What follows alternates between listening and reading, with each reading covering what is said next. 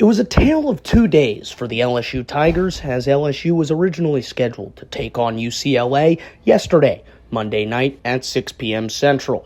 LSU started their game against UCLA down 3-0 as Anthony Ianson struggled early.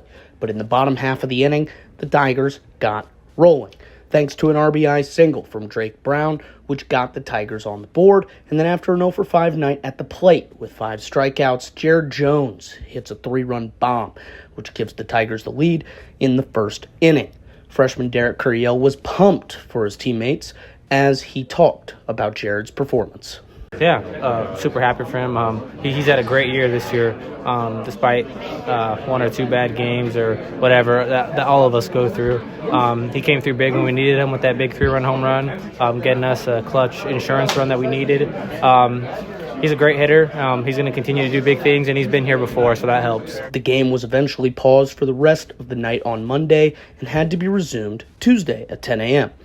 LSU ended up winning this game 9-5 thanks to the performance from freshman Kason Evans and the 2-out hitting from the LSU offense. Jay Johnson talks a lot about having golden at-bats, which means getting RBIs with 2 outs.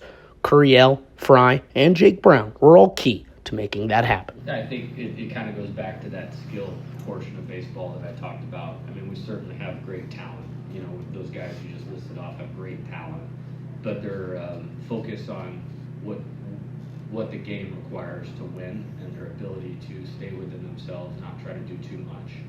And it's kind of special when you get to this time of year because nobody's thinking about anything but winning, and that's what we want our program to be about. Is always placing the needs of the team above your own. You know, just trying to do too much is not a plan; it's immaturity.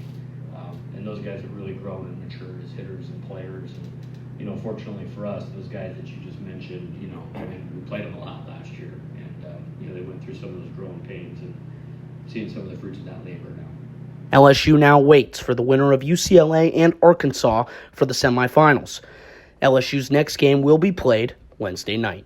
For KLSU Sports, I'm Michael Poggi.